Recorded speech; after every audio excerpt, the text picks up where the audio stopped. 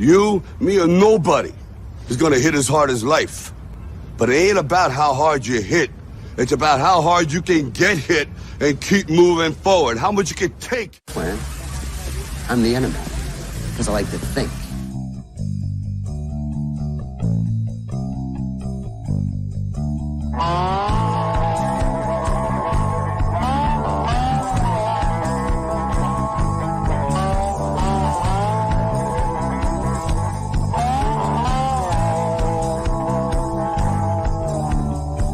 You can travel like a Bobby doll. You can hang out like a biker's mom. You fit in anywhere you go. Bring your own style just to steal the show. You shine it so out with a flow and you said, drink with a light, you drink and smoke on your bed. Love by all yourself, you know. You're always involved, you're the star of the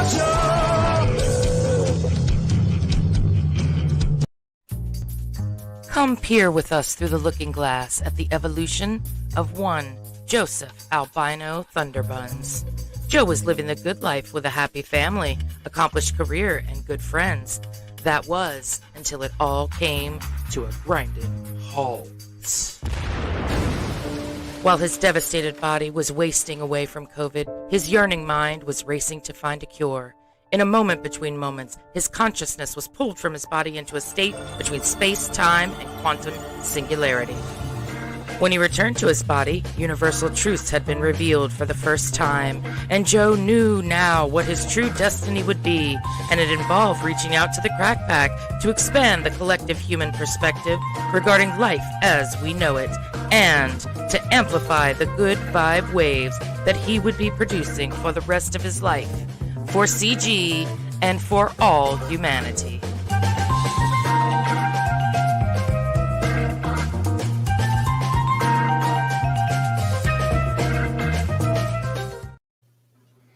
That's right, and if you can't handle a good vibe tidal wave, then cover your ears, because I'm about to say, good morning, Fulton Land! And how are we doing today? Wow, what a lovely day. What a lovely day. How's it going, Russ? What have you been up to? I had a week off from Fulton Land, although ever present in the land of Fulton. My daughter was 21 and she got herself a new job, so it was really good. And apart from that, not much sleep because I've just been working myself to death. but damn it, I love comics, so it's something I want to do. So I'm pinching myself every day because I love it. Because I'm just amazed that I'm drawing comics for a living. It's great. I love it. Yeah, I hear that, man. Good to see everybody in the chat. Happy you could join us today. We've got Darren Wagoner. Hey, D-Wag. Sorry about your face, man. Hope you're feeling better. Get well soon. Robert Shepard, Statistical Zero. Good to see you guys. What's that? Pedro. Pedro is. Oh, man, you know what? I'm gonna add Pedro's to my update list. I got updates for you guys, and let's see, Pedro. We'll put high octane.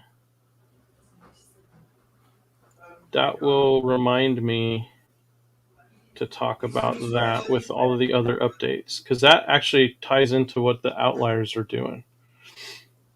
Okay. Sorry about that, guys. Just had to write a quick note to myself. So many updates today, I didn't want to forget any. Note to self, right? Note. Yeah, note to self, write this down. Okay, back to the chat. We've got Statistical Zero. Hey, Stato, good to see you, buddy. Pastmaster Dan, good stuff, Comics Gator. Jason Krager, good to see you guys. Thanks for tuning in. Mrs. Good Stuff says, howdy, how are those lungs feeling today? Thank you for asking. We've been having some kind of crazy weather in San Diego, where normally our summertime, which is what it is for us, to all you international folks, we're in like what we call the dog days of summer here in the U.S., which means it's the hottest nastiest. For some places, most humid. In other places, most dry. Whatever the worst 3-4 weeks of summer are in any particular part of the U.S., we're going through that in San Diego right now. And so I've had a difficult time with my exercise, my physical therapy, and my recently begun physical training for a strength and endurance event in November.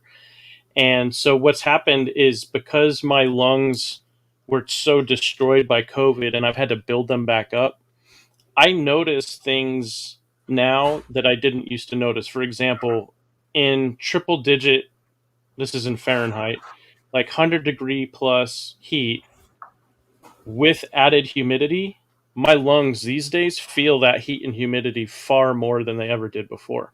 So I got to be really careful about how much, physical exertion I put myself through in those conditions. So I've had to get creative with how to do my workouts, but yeah, I mean, as far as your question goes, Mrs. Good Stuff, to turn a short story long, the lungs are feeling great today. I actually was able to do some manual labor yesterday, very light compared to what I used to do, but in my current capacity, which is somewhere between 25 and 30%, it was a really good workout. Drank lots of water, kept myself nice and cool with a cold, wet towel around the neck, and just took it real slow. So yeah, I was able to get the work done, and I wasn't in any danger of passing out or anything like that. So woke up this morning, and the body is sore for all the right reasons, and the lungs and heart felt great. So thank you for asking. Rolling. Keep the chat rolling. Got a lot of people saying hi to each other, which I like to see. And Robert Shepard saying that D-Wag had an accident, and that's why he got his face cut up. He will be avenged. That's what I like to see. Vengeance is ours, saith the crack pack. Jim is saying their Dog Days of Summer showed up early, and it's awesome in Portland right now. That's great to hear, Jim. You know what? Back in the days before Portland started burning itself down in recent years, I absolutely loved. I love the whole Pacific Northwest, and I used to love Portland and Seattle. I haven't been there in recent years, so I was very, very disappointed and sad to see what happened to Portland and Seattle and surrounding areas last year with all of the fires and the looting and all that. But yeah, I mean, if those cities sort themselves out, I'll be right back up there. I absolutely love the Pacific Northwest. Done some phenomenal camping around Mount Rainier up in Washington, and I've been up and down the Oregon coast. Love that area. Stato asks, anybody got a good sketch suggestion for my afternoon warm-up while I listen to these two legends? Which two legends do you think he's listening to, Russ? I don't know. I know there's a leg end here. Yeah, but there's a leg end here. Yeah. So, okay, maybe there was supposed to be a space. Maybe it's just a typo. He's listening to a couple of leg ends, like you and I. Leg ends. So a warm-up sketch. That's what he needs. All right. Oh. Pedro says I'm turning into Daredevil. There you go. Daredevil. Do Daredevil. Yeah, there you go, Stato. Daredevil. And it's a cartoonist choice if it's the yellow and brown costume or the red costume. Oh no, do the yellow and brown costume. Do it. It's up to you. Well, if one leg end is telling you one thing and another leg end is telling you the other thing, who do you consult for the tiebreaker? The peas and carrots? and who would that be? Carrots. Excuse me. Yeah, Jason says humidity will always be a factor. Yep, for sure. Stato says, take it slow, Joe. We like having you around. Yeah, that's the thing. I am definitely taking it slow. My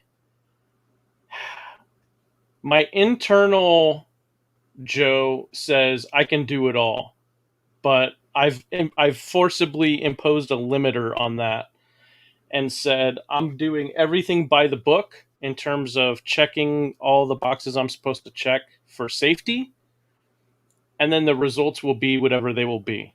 And taking that approach, from day 2 of my hospital stay until they cut me loose, it quite frankly was just a whole list of quote unquote impossibilities that I put up every single day, with all the diagnostic testing they did on me, and with all of the respiratory testing they put me through. Everything that all my results that I posted, quote unquote, conventional medical wisdom, as it was explained to me, says that it was all impossible, and yet they were watching me do it right in front of them. So I'm just kind of taking the same approach with that, with the recent training for the Chad 1000X on Veterans Day. It's a strength and endurance challenge. All of that stuff, I'm doing it absolutely safely, and I'm not pushing myself, quote unquote, too hard. And I'm using all of the doctors and my wife's. And my wife is a world-class healthcare professional with decades of training in both nursing, like one-on-one patient care, and also quality control administrative stuff. So honestly, I've got the best nurse I could hope to ask for, who also happens to be my wife, that's been married to me for over 20 years and knows me better than anybody. So yeah, everything's going great. Mrs. Good Stuff says, good to hear it. Positive vibes go a long way. Yeah, absolutely they do. Phil Diaz from Zade Comics is in the house. Good to see you, Phil. Let's see. Who else has joined? Johnny Rando. Glad you could join us. Good to see you. What else do we got? What else do we got? Who else is in the chat with us? Past Master Dan, aspirin a day. No, I'm not. It's not something that is necessary at this point. There we go. Let's get that up on the screen.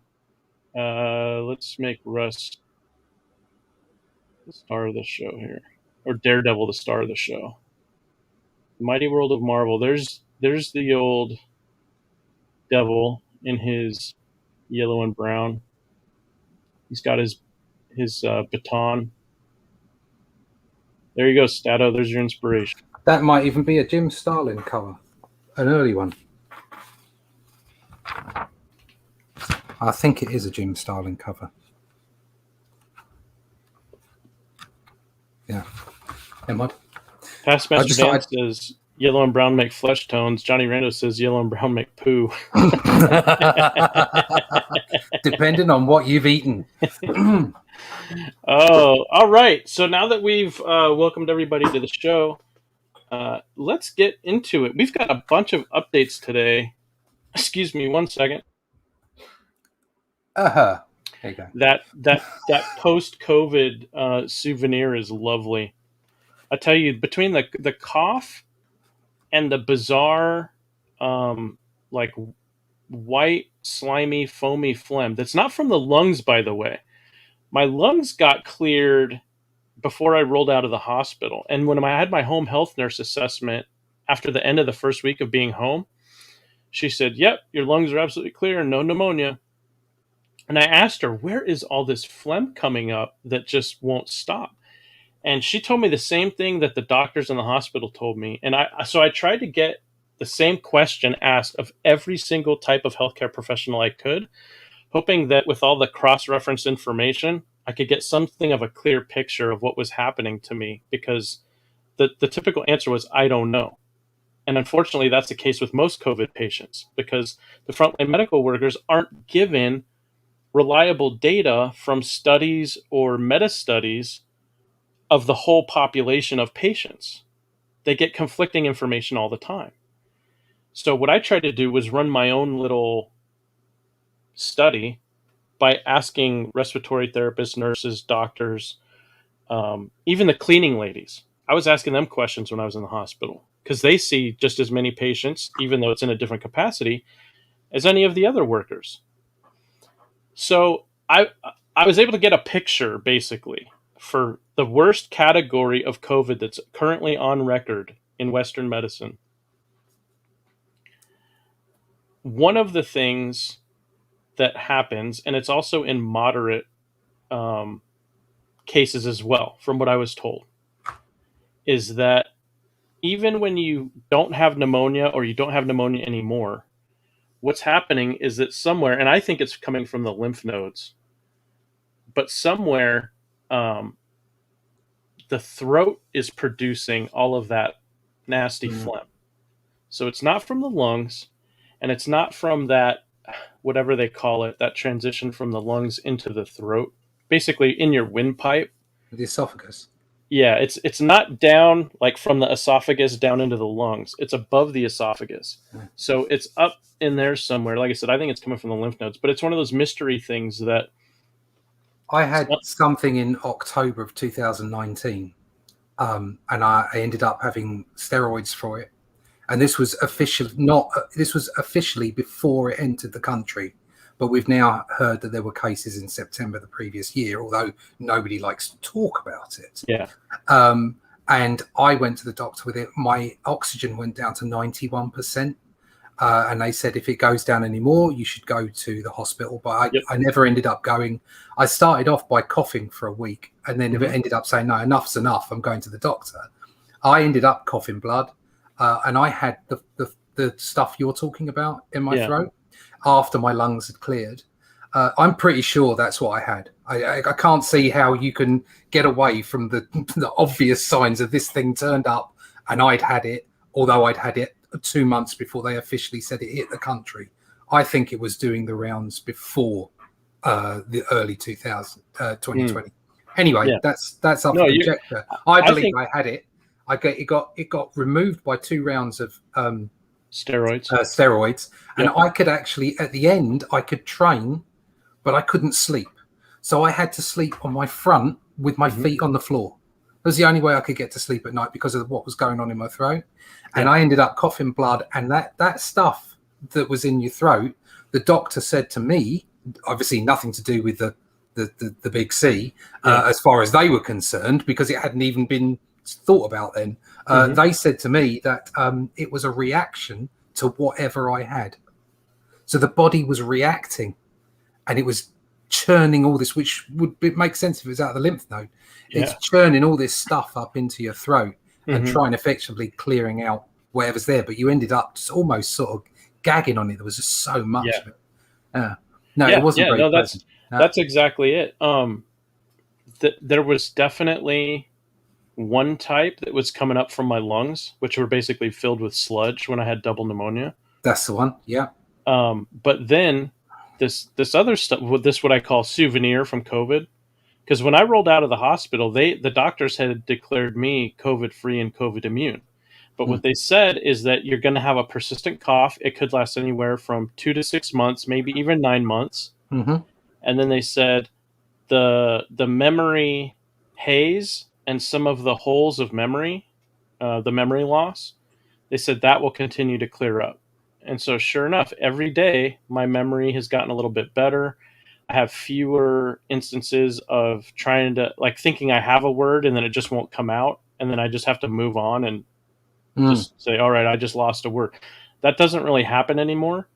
I went from having gaps in my memory to basically having those filled. And now it's sometimes I'll have kind of a memory haze where I'm just not sure if it's that I'm not remembering it correctly or I'm not remembering it in full detail or whatever. That's good, right?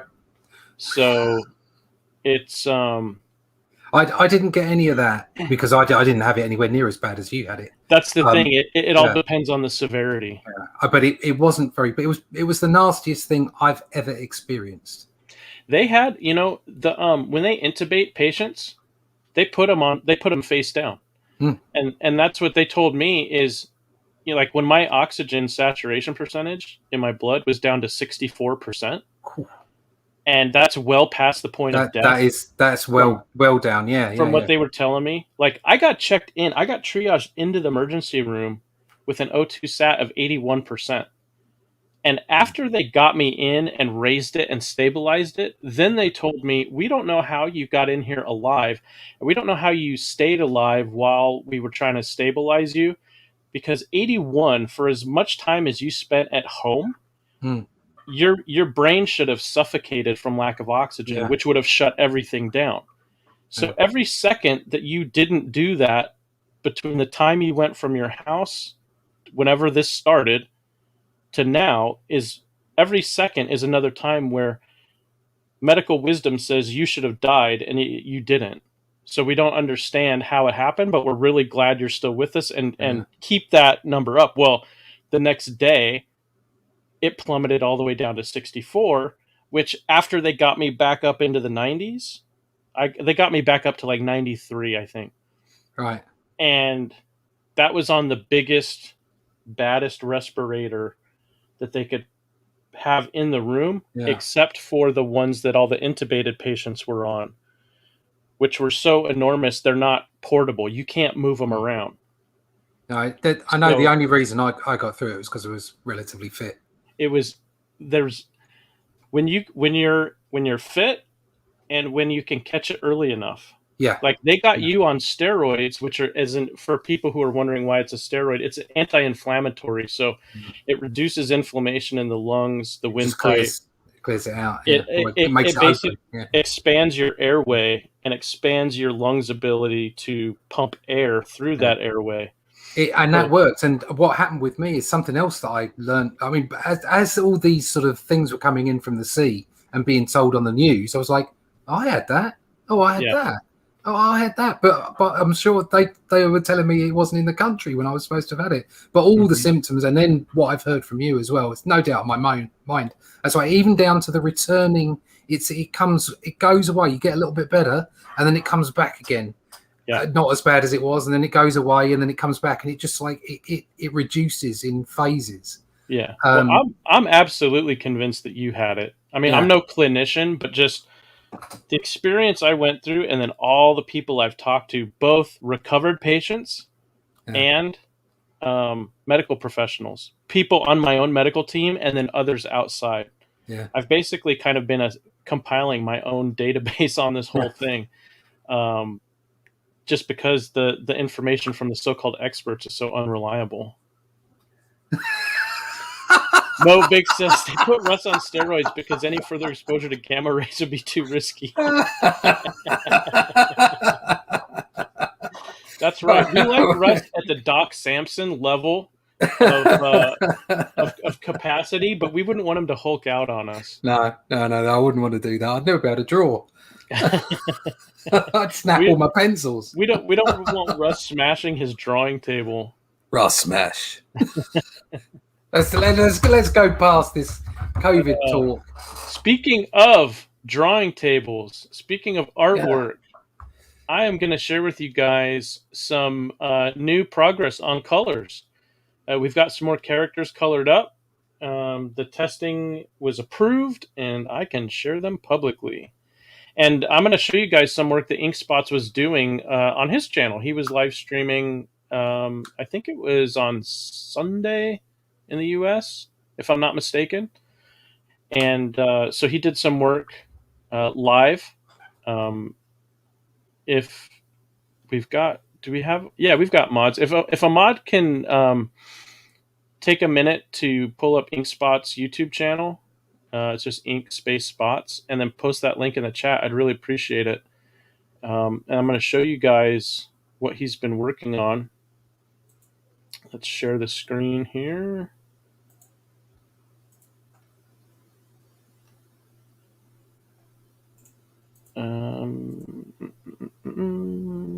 Where did it go? There it is. Okay, so you guys can see that.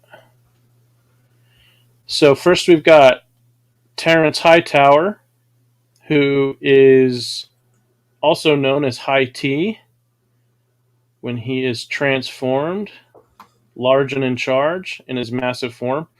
So here he is in his normal form, and the inspiration for him is what I told InkSpots is think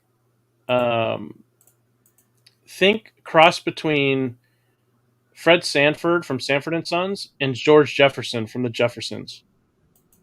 And so we've got the Red Fox is the actor that played Fred Sanford. He's got a real unique skin tone, in my opinion. And I said to Ink Spots, that's your starting point. That's your inspiration for Terrence Hightower. And so in the graphic novel version, where we've got the premium paper that can handle lighting and shading effects really well, this is what we've got here in the middle. And then on the newsprint version of the book, where we're doing coloring all in flats, we've got here. So we've got a nice dark base tone. And then this figure has, kind of like full on spotlighting. And there are multiple light sources here because we've got the face lit up under the hat, but we've also got lighting here on the arms. Or maybe it's like a really powerful uplight stage lighting type of thing that we've got going on here. But anyway, we just wanted to show what we can do with lighting and shading. We've got different texturing here. So the pants have a texture, the shirt has a texture, and then the sweater has a texture. The hat, etc. The shoes have their own texture. So we can do all of that on the premium paper. But then on the newsprint, we're going with the good old flat coloring that we had in the Bronze Age and earlier eras of comics. So that is him as Terrence Hightower. And then we've got him as High T here in his massive form. And what we're doing, Ink Spots and I, when we kind of developed this new coloring style where for the graphic novel premium paper, so we've got lighting and shading effects, but we're still trying to keep it grounded in that 70s and 80s original coloring style that we've got here on the sides. So on everything, he starts with a nice clean base tone or hue. And once we settle on the hue and the values in the flats, then he starts to build up the lighting and shading effects, the texturing, all of what we call in color art, we would call this rendering. So all of the rendering happens only after the fundamentals are established here with the flats. So I'm going to take a look at the chat and see what you guys think.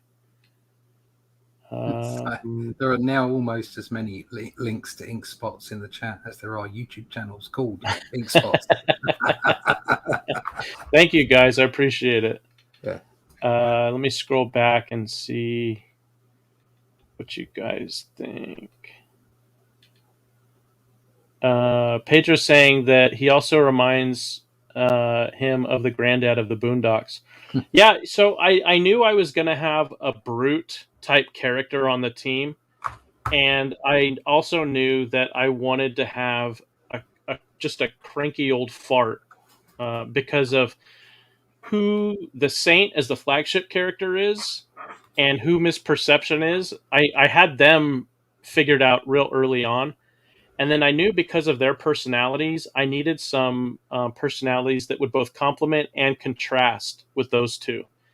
And so High T is the first one that I came up with as a result of that. And when I think of Cranky Old Fart, I think of my favorite TV show of all time, which is Sanford and Son.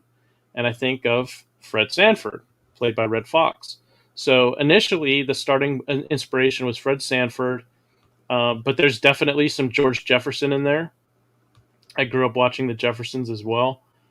And then there's also some other stuff in there that's purely from my own imagination. And so once I had him figured out, then I knew I needed someone to play off of him because he's such a strong personality. And I knew that his personality would have to come out in doses. Otherwise, he would just dominate the book. And it's a team book after all. So I thought, well, what kind of a personality could kind of bring him down a notch? And I came up with both the personality and the physical stature almost. Ooh, it looks like it's just me. I think Joe's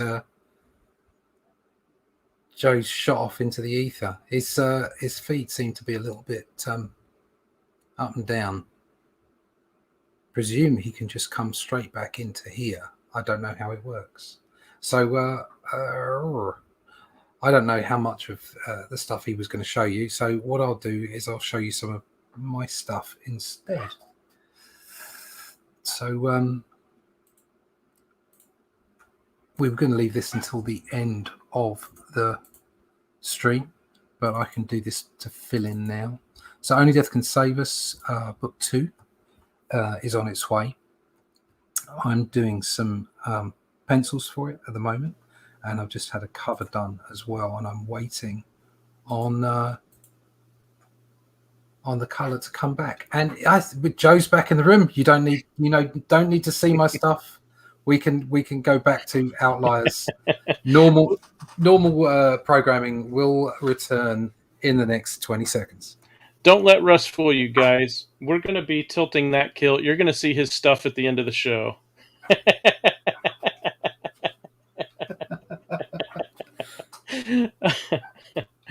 Oh, yeah. Somebody in the chat called it. The Amish got me. just like Shane Davis, they're out there cutting all of our internet lines. Past Master Dan has it. It's the Amish. They're expanding their territory, taking away the internet one house at a time. On a warpath. Mo Big says Joe's giving us an example of toning a big personality down a notch by kicking himself from the stream.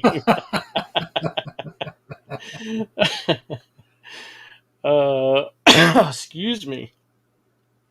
It's Stato says it's Fulton Land Rustling. Here's our pilot taking you on a fighting fight, fist class. Excuse me. Okay, so here's a nice bit of trivia. This is something I mean I knew this, but I hadn't come across someone else who knew this before. Johnny Rando says Sanford and Son is a reboot of a British show called Steptoe and Son. That is correct. I remember watching that when I was a kid. Yeah, it's a reboot of a British show. And here we go. Past Master Dan says American television is famous for stealing British IPs. Yeah, we did it a lot in the 60s and 70s and somewhat into the 80s.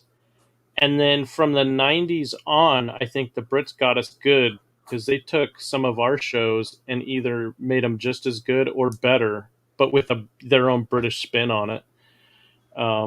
Unfortunately, they also did reality television and British versions of American shows, and American versions of British shows. And that turned into what do they call it? They call it structured reality. They call it what? Structured reality show. Oh yeah, which is their word for it's fake. It's fake. Yeah, only way is Essex. That was the first one to really do it. Unfortunately, all these structured reality shows just look like the Real World Office. Yeah, they all these people look hideous and ridiculous. I don't know why they get on telly, but there you go. Yeah, absolutely.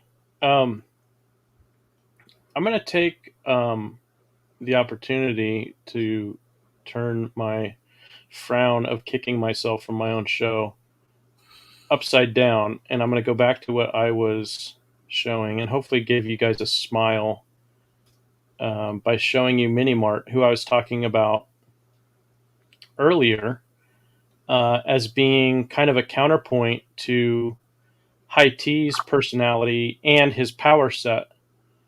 So he's a big brute who stomps around and smashes stuff. He's not invulnerable the way that Superman or the Incredible Hulk are invulnerable. He does not have infinite strength like the Hulk or Superman. Nobody in the Outlier universe is overpowered like that.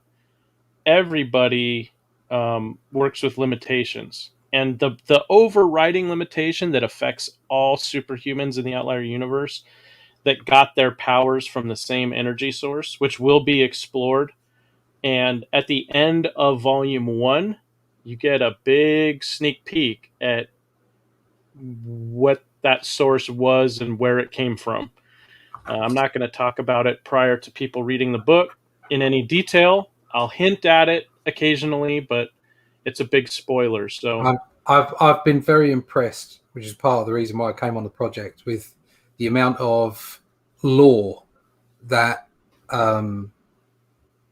that Joe had put together prior to even starting the story. And obviously, it's not like one of these people that just writes lore, and never actually makes anything. He's doing the real thing. He's actually getting it done. But I came to him with certain questions while I was drawing, and I was like, I don't quite understand how this works. And he explained it all to me, and it was like, okay, fair enough. And I can't tell you the exact thing because it's part of the story, and I don't want to spoil it. But it was like there was a series of actions and reactions. And I was drawing them, and it made sense, but obviously I was missing something. And I asked him, and he gave me a total reasonable solution to the problem I had. And it made it even easier for me to draw it, because then I thoroughly understood what was going on. And it's only because he has made so much, he's created so much lore and how everything works. And it's very pleasant to be able to have that underpinning whatever you're drawing, because you know that there's a solid world there for you to work on.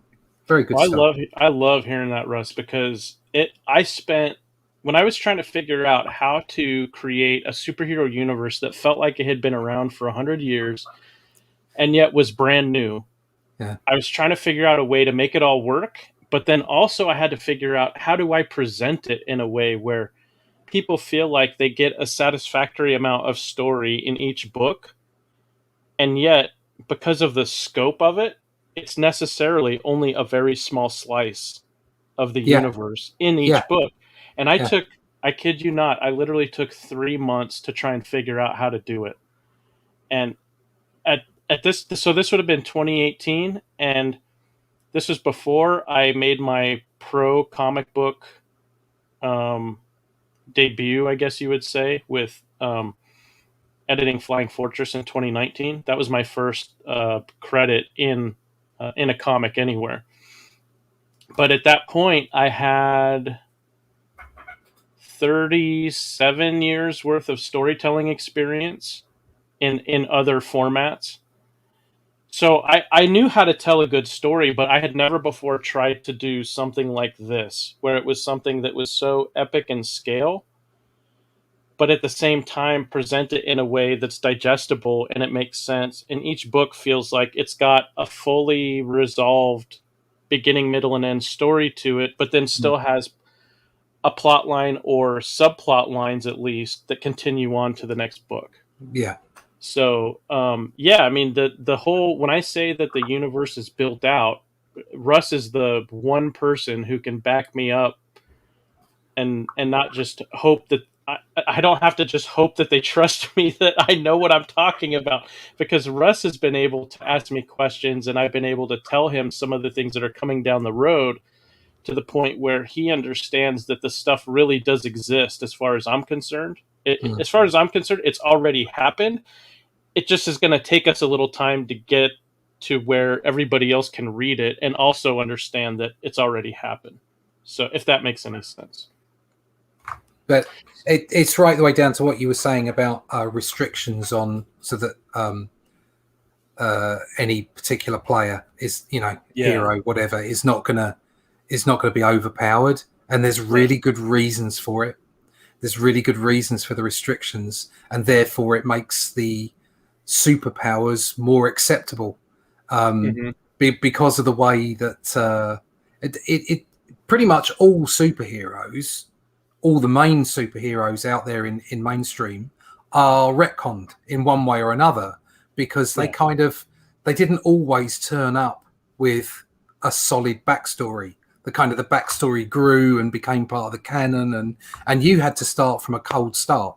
Yes. Where everybody would require some kind of origin. You didn't have time to make it up. And of course, you've kind of got this global origin, as you were suggesting, and all of it knits together and absolutely works. And you can understand why this world exists. And it does make it it makes it fun to work on. But it's, I'm looking forward to seeing what people yeah, I mean, get out of it. basically, excuse me, the Outlier universe is essentially an alternate timeline of our universe, our world. So what happens is recently, before Volume 1 opens up, there was no such thing as superheroes, no such thing as superpowers. And an event happens. It's a global event.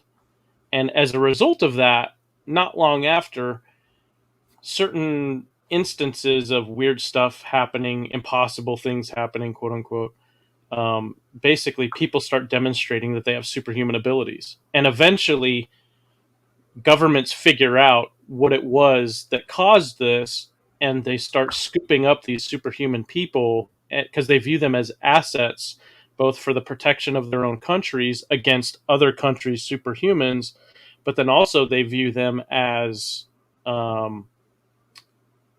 war personnel and war materiel, in the sense that, like, these are not just people, these are weapons of warfare. That's how some of these governments are viewing it. And so as the book opens up, the Outlier team that we see, the group of 5 plus their government liaison, Agent Maria Santos, who we're going to see in living color today, they're basically told certain things and then not told a lot of other things. And that creates conflict and drama and mystery and suspense that we'll kind of explore through this introductory 12-chapter story that we're publishing. And then where it goes from there, it depends a lot on reader input, because readers are very much forming where the Outliers go from here. As a matter of fact, I've already taken quite a bit of reader feedback and incorporated into Volume 1. And I'll just give one brief example of that. Our werebear character that shows up in Chapter 1, that the Outliers are supposed to approach, convince to come back with them, to government HQ, so that this werebear guy can be assessed by government officials. Because 1, he's in the country illegally. 2, they know he's superhuman because he's demonstrated superhuman abilities, but he's got a little surprise that no one in the government is aware of, but the Outliers discover it when this guy transforms into a humanoid grizzly bear. And a 10-foot tall one at that, which is on par with some of the larger grizzlies up in Alaska. When they stand up on their hind legs, you get a 10, even 12-foot tall bear at times. So that part of it was unknown to the government, and it's a good thing that they sent the Outliers and not just a standard government team, because a standard government team would have been wiped out. He'd have minced them. Mm-hmm. So in Chapter 1 of the first book, we get to see the Outliers go toe-to-toe with this werebear character. Now, my point in all of this is saying, originally, he was going to be a werewolf type of character. He was going to be like a humanoid timber wolf, basically. So kind of werewolf plus it was what I had in mind for him. But in CG land, there were several quote-unquote werewolf books that came out. And people started making comments like, wow, first there's no werewolves, now they're everywhere. How many more werewolf books are we going to get? And as soon as I heard that, I turned on a dime and said, he's not going to be a werewolf, he's going to be something else. And then that's when I came up with the werebear idea. And then that actually allowed me to, in my opinion, improve his origin story, because it took me down a different direction than I originally was going. So there's an example of how, in my opinion, reader input, and we're not even, at publication date yet, but potential reader input or future reader input, I guess I should say, helped steer me into a direction where the feedback from people who have seen our friend Dennis, the Ukrainian werebear, has been very, very good. So that's just kind of give you a sneak peek of how the Outliers story is going to unfold. It's definitely got a structure, but there's a lot of flexibility within that structure. I think in some ways that fits into the theme you had going in the thumbnail as well, the lifetime customer service thing, Customer lifetime value. customer lifetime value, is that you're giving people the ability to be involved in the process. Yeah. Yeah. It's absolutely a big, Ranger Smith. it's absolutely a big part of it. And it's one of the things that Russ and I were talking about before the show, is this concept of customer lifetime value is really important to me, because I want to make sure that anything that we produce at Outlier Comics, when a customer buys it, or in the case of crowdfunding, they pre-order it, but then when they receive it, when they actually have the stuff in their hands, my goal among many is that every single customer of ours feels like they got more value than what they paid for. So if a customer feels like I didn't charge them enough money for whatever they received, then as far as I'm concerned, mission accomplished. Yeah, job done. Yeah. So Ashton Jackal's asking, is he a berserker? And Mo Biggs says he's a berserker. That's right, Mo. He's a berserker. So in his human form, our Ukrainian friend Dennis is not a berserker. He's got his, mental faculties intact. After he transforms, all bets are off. So when you see him in Volume 1, and unfortunately we don't have enough time for me to open up those pages, but I have showed them off in previous shows if you want to go back and look. Yeah, when he's in his bear form, all bets are off. Don't go poking the bear. Hey, Noah from NTM Comics is here. How's it going, Noah? Good to see you. Okay, so we've seen Mini Mart here, who was kind of like the counterpoint to High T, both in personality and in power set. So High T was this big hulking brute, right? And I decided that a nice counterpoint from a power set perspective would be a speedster. And so I didn't want to do the typical Flash or Flash ripoff like Quicksilver. I wanted to do something a little different. So with Mini Mart, number one, I decided that his stature would be the polar opposite of High T. So he's got dwarfism. Someone said he looks like a time bandit, and that's because Russ is a skilled illustrator who took my notes. I gave him a very detailed description of who Mini Mart is and what he can do. And Russ came up with a design that was very close to what we see here. And then Russ and I went back and forth and we fine-tuned it together.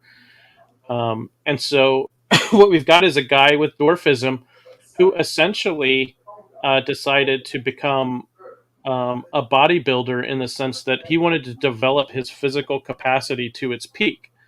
And this is not that uncommon in real life for people with dwarfism, is that they get told so often that what they can't do, that a lot of times they decide to just show people that they're wrong. And so a lot of times they are physically fit. And there is such a thing as people with dwarfism that get into bodybuilding. So this is one of those cases where a lot of things came together for storytelling reasons, but then also working with a skilled artist. I'm very happy with how this character has developed, and all of the character designs that you guys see are the result of me having a very clear idea of who these people are and what they can do, and then coming to Russ and saying, here are my ideas for what they look like, but I'm open to any ideas that you have. So from this point forward, let's come up with something together. And so Russ will take a first stab at it, let's say, and he'll produce a concept illustration. And then I will, to whatever degree is necessary, I'll give him notes saying, here's how close you are to the mark. What I need are these things, and then we'll probably be there. And we just go back and forth like that for as long as it takes. With some characters like Misperception, very, very few notes. I mean, Russ basically hit the bullseye, and I just helped him get to the center of the bullseye. That was it. She was almost done from the first draft. There's other characters where it's required more finesse, where it's almost impossible for Russ to get a snapshot of what's in my head because there's so many factors that go into that particular character. For example, what he was talking about earlier in the show, the reveal at the end. There's a character reveal at the end that opens up the Outlier universe from kind of street level first mission in chapter 1 of the book to at the end of the book, at the end of chapter 2, it literally opens it up to a cosmic level. And it's done in a way that, as Russ said, it's not like an abrupt about face. The way that we're introducing this character is gradual throughout book 1. And you may not notice it, but when you get to the end of the book, hopefully there's a wow, holy cats type moment where as a reader you understood that we intentionally started you out with a street level adventure in chapter 1 so you could meet the team. You could get an idea of a little bit of their personalities, a little bit of their power sets, and see what it's like to get 5 superhumans who have never worked together before. They've been in training, but they've never been on mission before. Now what happens when you put them in the field on mission and they run into an antagonist who's every bit their match and more? And there's only one of him and there's 5 of them. So hopefully that's a fun adventure story that has a beginning, middle, and end in chapter 1. But then there are subplot lines that continue into chapter 2. And in chapter 2, we see that the Outliers are back at base. They're in their, quote unquote, safe, secure home environment, which we get a little glimpse of until home invaders come knocking. And then we see what happens when the team that is only 30 days out from their first mission, which the government considers a success, but their team leader consists an absolute failure. So we'll see what happens when they're in that sort of a state, and then where they think they're safe and secure, all of a sudden they're not safe and secure anymore. So that's chapter 2. And then by the end of chapter 2, we resolve that story for the most part. We leave we leave a couple small cliffhangers at the end of chapter 2, but then we blow up the scope of the story out into the cosmic level, and we give a little sneak peek as to what you can expect in the next volume. Is that fair to say, Russ? Yeah. I think that's about right. Yeah, without saying too much. Yes. Cool. All right, so let's get back to the art reveals. We just quickly share this. Oh yeah, sure. You got it's it. Stats Daredevil. There we go. Get in there. That's great. That's my sound effect for his radar sense. Really good stuff. Okay, so we showed Mini Mart, who's a counterpoint to High T, both in personality and in stature, and actually also in power set, I think. And then we got Agent Maria Santos, who I'll put up on the screen here.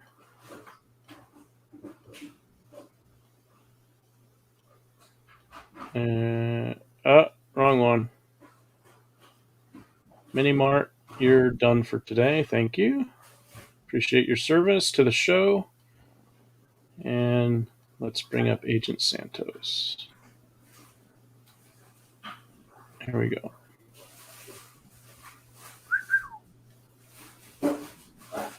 All right. Ashen Jackal is saying, Berserker literally means bear warrior, right? I had known that at one time, Ashen Jackal, and then I forgot it. So, literally, when I came up with Denis Vedmedenko, the character who's the Ukrainian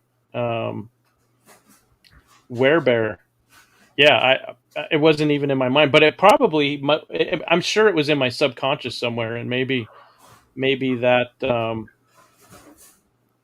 maybe that's what gave me the idea. I don't know. Don't educate me that time. Mo Biggs is on patrol. Excuse me. Okay, so Agent Maria Santos, she's the 6th and unofficial member of the Outliers team. She's a government liaison that serves in multiple capacities. She is the liaison between the Outliers and the public. So the government, they don't want the Outliers interfacing with the public if it can be helped. This is a brand new team. It's a part of a brand new initiative. And the government, they like to have things buttoned down and locked up tight. And when they don't have control over something, they think that it can only go wrong. So the Outliers operate with the supervisory assistance, let's say, of Agent Santos. And she's employed by the Department of Homeland Security, but she's essentially on loan to the OIA, which is the Outlier Intelligence Agency, which is much like the CIA, except it's dedicated exclusively to outlier events, incidents, intelligence gathering, that sort of a thing.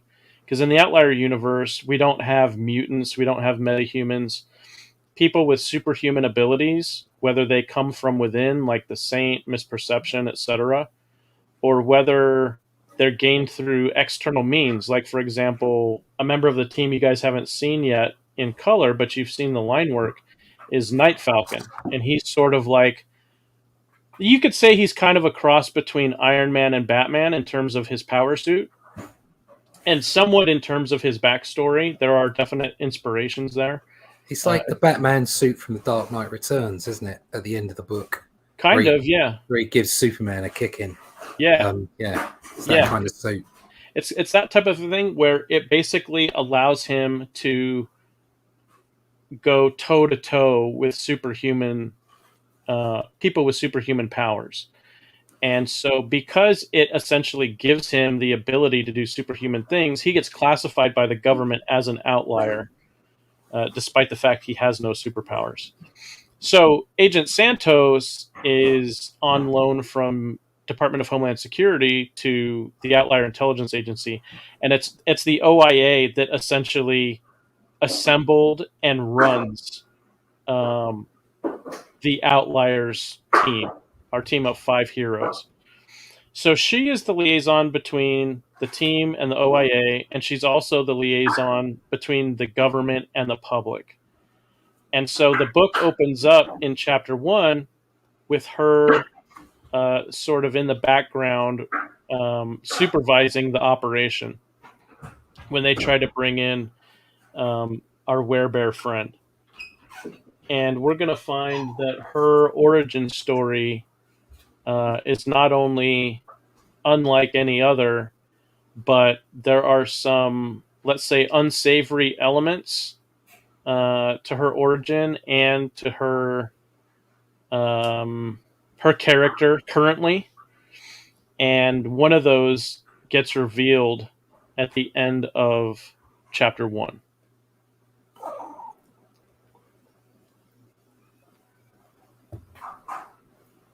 How's that kitten, Russ? Yeah, just won't leave me alone. Ashton Jackal is saying like Darkhawk, similar to Darkhawk, yeah, in the sense that he's got a power suit that allows him to rub shoulders with superhumans, similar to Darkhawk, similar to Batman, similar to Iron Man, yeah, along those lines for sure. Yeah. Then there are counterparts which I'm not going to say anything about because I don't want to no spoilers, but it's really good. It's like the way this kind of non-superheroes are also involved is really, really very good. And then you have like analogs,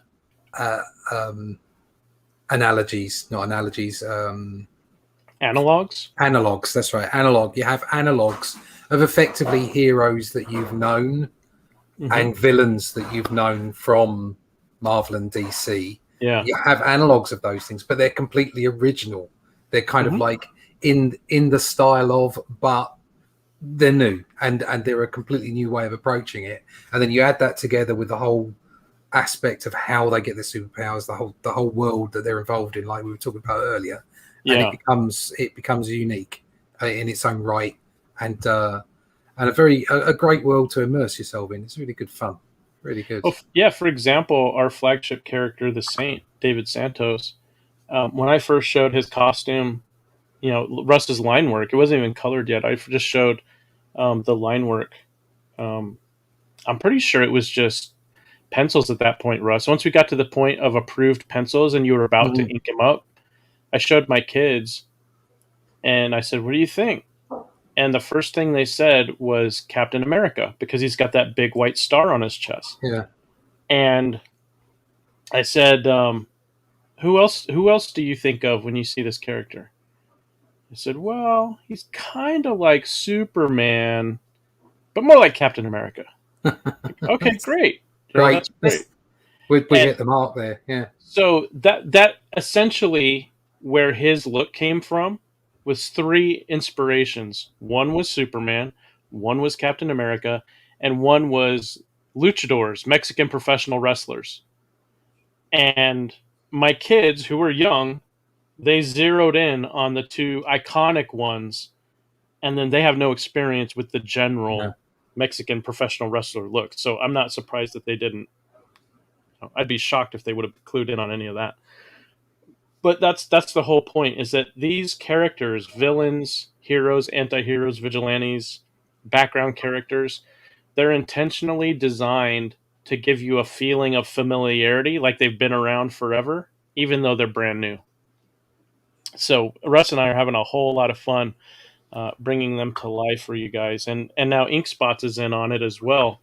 Now that we resumed the color testing for the figures, and we're on pace now where InkSpots is turning around 3 per week. And so once we finish with, we still have to do Night Falcon and Dennis the Werebear, his human form and his bear form. And so InkSpots, as long as we stay on schedule, I'll be able to show you guys those 3 next week. Then after that, it's on to Chapter 2. And Chapter 2 has spoilers, so I'm not going to be showing anything spoilery from Chapter 2 as InkSpots and I go through the color testing and get those characters approved. But anything that's not spoilery that I can show you guys, I'll still bring to the table, because I want to be showing artwork every week. Some of it may be stuff you saw a long time ago. Some of it'll be stuff you've never seen before. But no matter what, I want to give you guys something visual every week. Okay, so we're kind of running out of time at this point. So I want to just quickly go through some more updates for you guys, and then we'll close out the show. We've got the color updates we went through. Matt Fowler says, reminds me of Dollar Bill from Watchmen. I can see that. Yeah, for sure. David Feed says, Dennis the Werebear. Is that Dennis the Menace's true bad ending? I'll tell you what, Mr. Wilson would not be surprised if it was. Because Dennis can wreck shop when he wants to. Now, in his human form, he's a very cool guy. I mean, he's definitely the kind of neighbor you want to have. In his bear form, he's the kind of neighbor you want defending your house from the intruders. I'll put it that way. And yeah, he does not mess around. He's got superhuman abilities in his human form. He can more than take care of himself just from the jump. But once he transforms, then yeah, it's best to run away. Okay, so other updates for Outlier Comics. I have brought in, and I'm going to share the screen. I have brought in another editor. And sorry, I just want to jump in and say this is go ahead. awesome. This is awesome. So before I got sick, I had hired an editor to edit my writing, and then once we get the point where he's up to speed on what I've written, and he's up to speed on all of the art that's been produced to this point, then he's going to co-edit the artwork with me. Because up till now, I've been the sole editor on all artwork that's been done, all of the graphic design, everything. I've been the sole editor. But from this point forward, he's going to be editing me as a writer, and then we're going to co-edit everything else together. And the responsibilities will be divided up so that it's all very efficient. And from a reader standpoint, it should be seamless. You guys shouldn't see where one of us stepped in and the other one stepped out, or handed it off to the other guy. It should just read as, wow, this is really high level professional quality storytelling. So without further ado, I'm going to share my screen and introduce you guys to Mr. Aaron Sparrow, who, continuing with my habit of trying to hire people who are better than I am or more experienced than I am in whatever it is I need them to do, Aaron is more experienced in writing comics and more experienced in editing comics than I am. He's just a great. The fact that he looks like he could be my twin brother is purely coincidence, I assure you. I am not trying to assemble a studio filled with bald, bearded men. Bald men. Pasty-faced or not. Just Baldy books. Just because me, Russ, and Aaron all happen to... I'll even show you.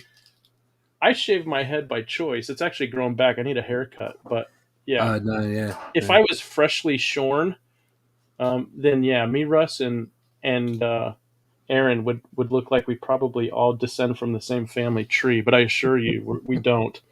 At least not to my knowledge. There may be a secret limb off the family tree I'm unaware of. But anyway, back to business. So Aaron is experienced with writing and editing. He's worked in comics. He's worked with manga specifically. He's worked in animation. So it's really a treat for me to be able to introduce him to you guys. And as we move forward, now he's a very busy guy. He wears a lot of hats. He, unlike, unfortunately, so many people who work in the former mainstream comic industry, he's got multiple income streams, let's say. He's got his fingers in multiple, he's got multiple irons in multiple fires. So he's out there constantly working, always busy, while so many posers are living on Twitter trying to find jobs through earning backpats for quote-unquote dunking on other people. While Aaron's out there working, earning a buck. So I'm very happy to introduce him to the team. He's actually been part of the team for a little while, but because I got this little black tar heroin version of COVID and double pneumonia, I had to sit on the news for a while until I could get back in the game. So moving forward, he is going to be more prominently featured, let's say, when it comes to production updates. So Past Master Dan says, I like his tag. I do too. It says, writer, animation, comics, Darkwing Duck, Warcraft, Family Values, DMC3, more. YouTube Gadabout. So he pops up on different YouTube channels, and he doesn't care if you're CG or not CG. He cares if you're a decent person. If you're a decent person and you love comics, then chances are you've either already talked to him or you will be talking with him at some point, because those are the people he likes to hang out with. And he says, I am not required, nor am I willing to hate who you hate. Yep. So you'll see him, if you follow him on Twitter, you may find that he interacts with all types of people. And if anybody tries to tell him what to do or what to think or what to say, he basically tells them to go pound sand. which I like. Much like myself, much like Russ, much like every other person I've hired for the Outliers. You may have noticed. I'm exactly the same space as Aaron. I have been for a long time. You know, I don't care where you are, what you do, what you look like, who you shag. It's as long as you're decent, you know, as long as you're polite, courteous, respectful. You know, it's all about being decent to each other. You know, Yeah, if you want to give me a hard time, just go away. What Pastmaster Dan says here, and Russ so eloquently elaborated upon, fiercely independent. Yeah. That's what Outlier Comics is. At its core, it's made up of fiercely independent people. I mean, technically, I'm employing people to work on quote unquote my project, but I tell every single one of them from beginning through current day, I think of it as our project. Sometimes I'll refer to it as my project because I'm the creator, I'm funding everything, and I've been living it for so many years at this point. But when I'm thinking production, I think of it as our project. And often when I'm interacting with Russ or Ink Spots or graphic designer Elizabeth, that's how I'll phrase it, is our project, because that's how I feel about it. And it's the same way with potential readers. To me, the Outliers belongs to you guys who want to back it as much as it belongs to me, as much as it belongs to Russ, Ink Spots, Eric Weathers, who's our letterer, Aaron, who's my co-editor, any of us. It belongs to you guys just as much. And that's why I'm so happy to have built the universe out to where I said it has a definite structure, but there's a lot of flexibility within that structure, so that as you guys give me feedback like, wow, I sure have a lot of werewolf books lately, I can immediately use that to my and your advantage by coming up with something that's different but achieves the same storytelling goals that my original werewolf character was going to achieve. But now he's a werebear, which people have really responded to with excitement, enthusiasm, and they want to see more of this guy, and you will. I'm happy to say he is a critical character in the first 12 chapter story arc. And I gave Russ a little sneak peek as to where this character's going by the end of the arc, and let's just say it was essentially impossible to predict from reading book one. Yeah, no, it's going to be fun to draw. So yeah. So okay, so we did the editor update. Now I've really got to move along because I was having too much fun telling you guys about Aaron. So let me stop sharing the screen, and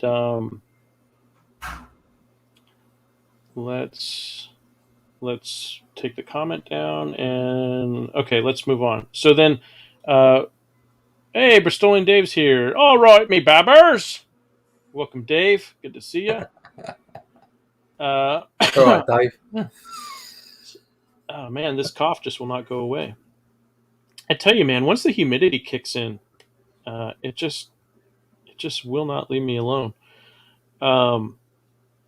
Okay, Pedro, High Octane. Okay, so that is a supplemental book for Black and White Volume 2, which Art T. Bear, if you're not already familiar with, that's Art T. Bear's franchise. And I am the co-writer on Volume 2, which is currently funding on Indiegogo. Now, Art commissioned a supplemental book called Black and White High Octane. And it's written by Von Klaus, and it's drawn by our very own Pedro Eng. And it's done in a what I'm calling, and I think Pedro has also called it this, and kind of an animation style. The visual aesthetic of the artwork is done in an animation style. And when you get this book, you guys, from everything I've seen and heard so far, both publicly and behind the scenes, this is like sitting down and reading a cartoon, a very fast-paced, high-action cartoon. And that's because it was initially going to be just that. Art had an animation deal that he was working on with some Hollywood types, and his suspicion is that when they found out he was Comicsgate, all of a sudden that was a little too hot for them to handle with their soft little Hollywood fingers. And so the Hollywood types backed out of the deal. So what Art decided to do was take the work that had already been done, and the visuals had been drawn and animated by Pedro, and he basically asked Vaughn to write a story and Pedro to draw it.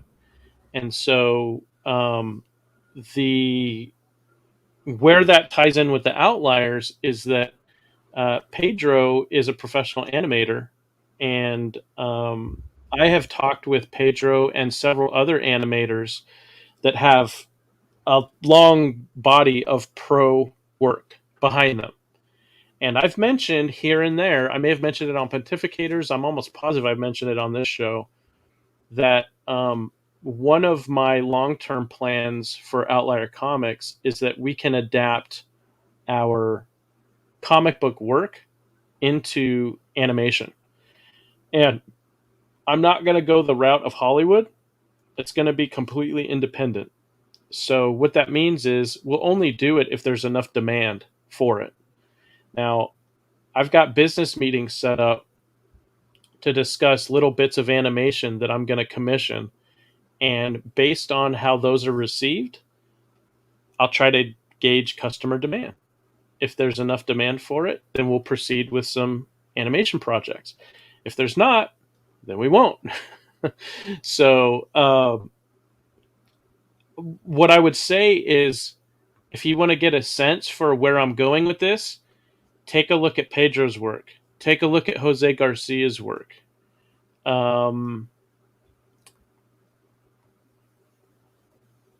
There's a couple of others I'm not going to mention quite yet, but some of you will not be surprised when I say, take a look at so-and-so's work. And then I think you'll get a sense for where I'm going with this stuff. They're all independent guys. They all, and gals, I should mention, independent guys and gals with professional body of work that they bring to the table. And they're also really cool to hang out with. And I know because I've hung out with them both privately and publicly on live streams. Let's see. Okay, graphic designer. Outlier Comics is growing so fast. It's manageable, though. That's the thing, and that's the key. And that's always been my goal from the start, is to start and run a publishing company that has sustained, manageable growth. Meaning, that it doesn't do one of these where it spikes up real fast and then shoots up and then suddenly drops off and craters. But it has a growth track that's steady, and it maintains itself over time.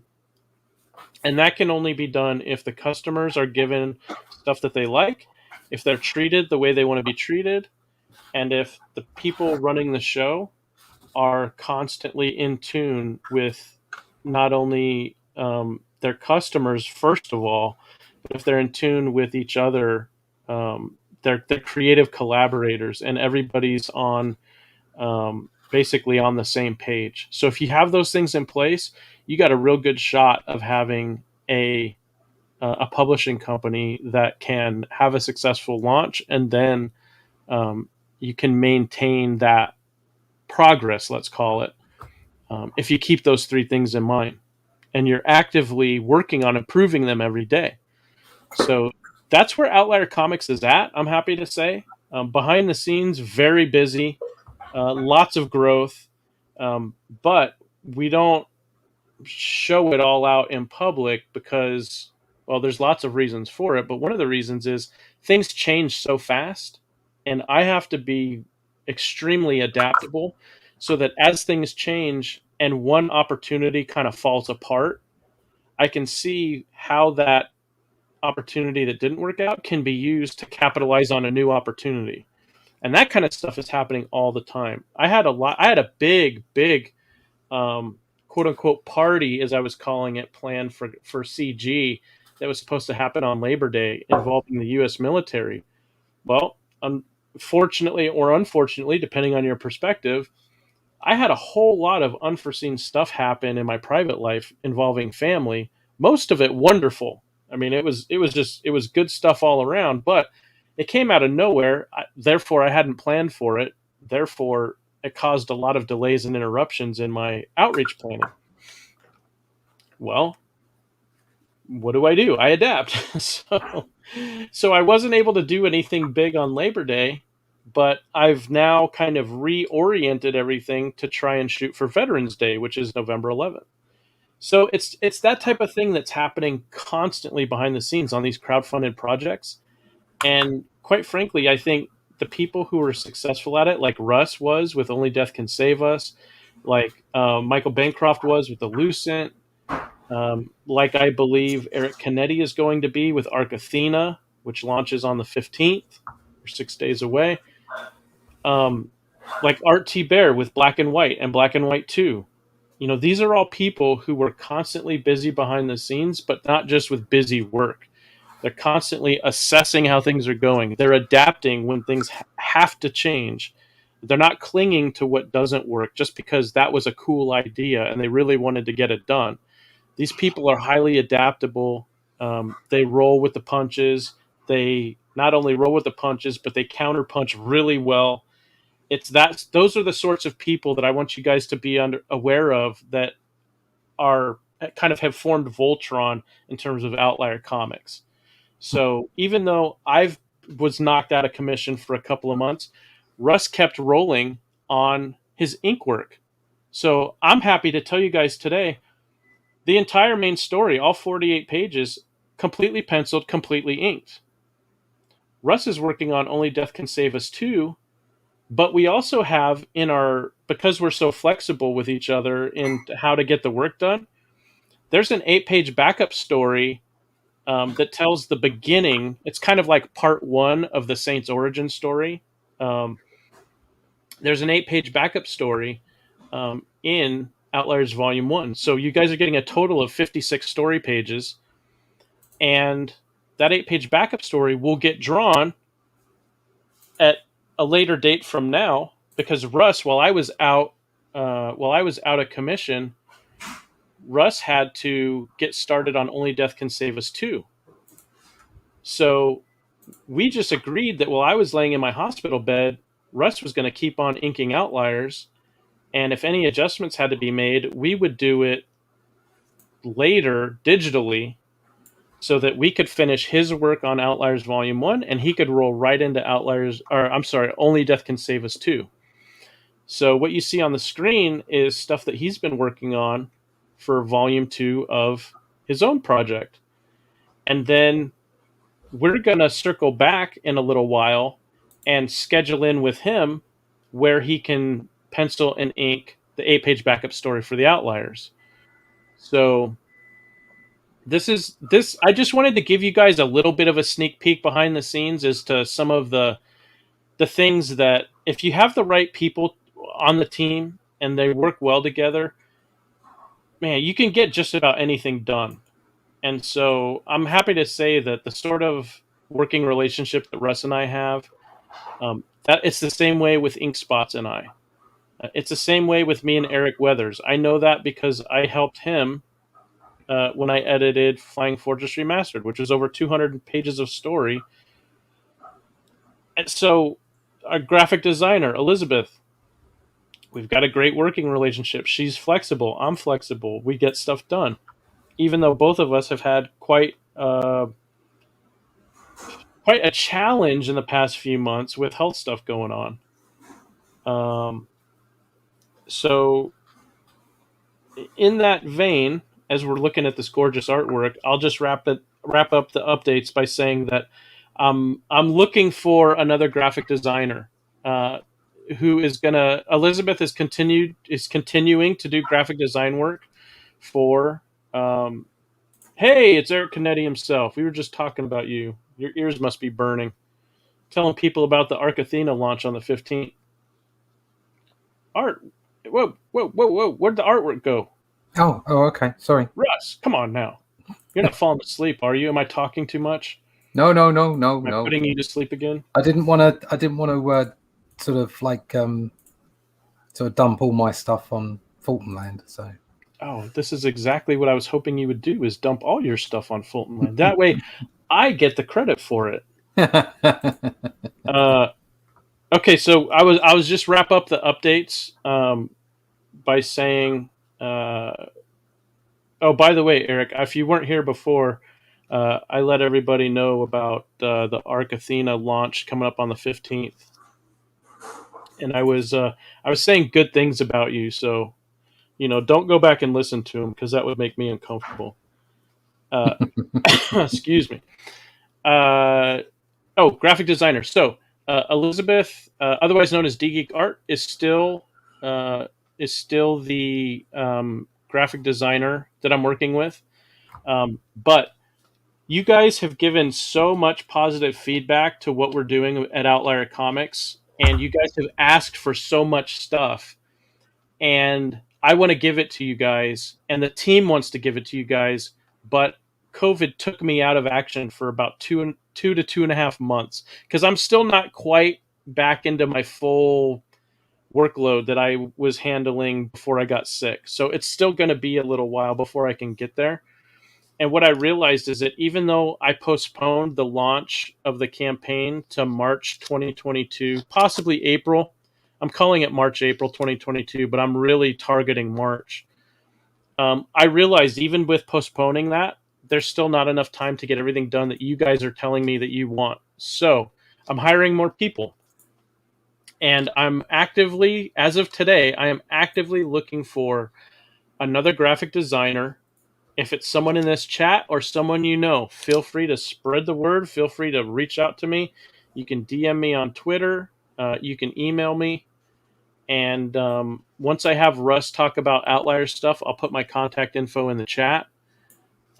I am actively, as of today, looking for another graphic designer, somebody who either is a pro or is a hobbyist with pro-level skills and access to pro-level resources, software applications, that sort of a thing. Because we're at the point now where Elizabeth and I have to kind of transfer a lot of our time and attention onto coming up with a lot more graphic art assets, things that can be used both in the campaign, in the book, but then also on merchandise that you guys are telling me you want. We have to transfer a lot of our time and energy over to that sort of graphic design because we're already in the flow of doing that kind of stuff. And I need to bring on at least one more graphic designer, possibly two, to kind of take the book design work and the campaign design work and kind of bring that to 100%. Because Elizabeth and I were going to take it to 100%, but now I have to shift our focus on this other stuff and bring in someone else and pay them to kind of take what we started and then bring it all the way home. Okay, I think that's it for my updates. Russ, take it away. Oh no, that's my updates. Right, okay. Book 2 is in production currently. The sign-up page will be up first thing next week because I'm just waiting on the cover to come back. There's lots of artwork, as you can see, already available for the campaign, which will start on 1st of October. That's about it, really. As you know, I've shown it before, the Preston Acevedo print, which will be available to everyone who bought the first book. They'll get that. I'll just send that to them. You don't have to buy that. And the first 200 will also get an ink spots print, which is based off my pencils. So, and there's some lovely 6 a.m. I'm going to show you that. I'm going to show you that now because it's brand new. Great. So I'm just going to open that up now. Some stuff from Ink Spots, some 6 a.m. comics, sorry. As long as I can remember where it is, because I'm rubbish at this. Mm-hmm. Are you not entertained? Hello, my baby. Hello, my darling. Hello, my ragtime gal. Oh, where did I put it? Dance, monkey, dance. Dance, monkey. I'm going to have to show Ink Spots if I can't find it. I'm going to I can't find it. I don't know where I've put it. But here's the Preston Azevedo print instead, which is gorgeous. And here's the ink spots picture, which is lovely as well. Look at that. Lovely, lovely, lovely, lovely. So next week I'll see if I can actually find, because there's no point in having dead air. I will find the 6 a.m. comic stuff, because I'm going to be doing more of these things, and something in a group. Let's get that. No, we got to see that. Just up on screen. There we go. Oh, I have to. I think I have to stop sharing. Don't worry. Don't worry. No. We want to see that up. That's a great look. I've got it right here on my tower. We've got to see that. There he is. So I've got all 4 horsemen now, in wonderful chibi form, by the fantastic 6 a.m. Comics, and they'll be available. I'm not quite sure what I'm going to do. I'm probably going to do the fridge magnets again, because everybody loved these, and I'm not really one for making my campaign. I mean, I want to give everybody obviously good value for money, but I want to do that in prints and in the book. But also these kind of things are quite cool. They're useful as well. I really like useful. Useful. It's a fridge magnet, but you know what I mean. It's a thing. It's a nice little thing. It's a widget. Yeah. So I want to give people that, but at the same time, I don't want to overdo what I do in the campaign. I want to keep it focused. But there will be these things, these 6 a.m. comic stuff, and also other bits and pieces will end up on t-shirts and mugs, but you won't have to go to the campaign for that. That's just going to be up on my Teespring store, and people can go buy the merchandise as and when they wish, and they know that they're obviously going to get a quality product. I make very little out of that. We all know how Teespring works, but it means that people can get their hands on that artwork, and certainly stuff like the chibi stuff. There you go. 6 a.m. Comics is bloody brilliant. Love it. Finally got a little focus on look at that. Yeah, lovely. Lovely, lovely, lovely. Wish I knew where I'd put that artwork. I've downloaded it somewhere. We'll give you a chance to redeem yourself next week. Until then, I'm sure you'll be flogging yourself daily. Oh, yeah, constantly. Yeah, I like a little flog. Just don't let Dave watch you. He's into that sort of thing. I know. I know what Dave likes, so I won't be doing that. I might show them. I'll definitely show them next Thursday. I might be able to show them on Monday night, because I'll be doing pencils again Monday night. Cool. Although I do have, as I was saying to you just while we were backstage, I do have other work that's coming as well. Fortunately, I've put myself ahead of schedule so that other work can come in and slot in. It's non-stop at the moment, which is a good thing. Yeah, very good. If you love comics, it's a good thing. Busy hands make light work, right? Yeah. Busy hands and many hands make light work. And cats. Yeah. And cats. And cats. Well, that's our show, everybody. Thank you very much for joining us. We appreciate it. We know you could be doing anything else, but you choose to spend your time here, and we are grateful for that. So, as far as updates go, I think everybody is now up to date.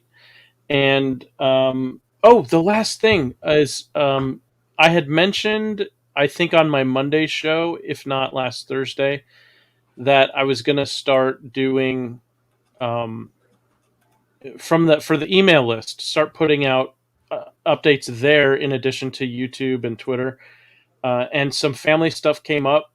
It prevented me from doing that.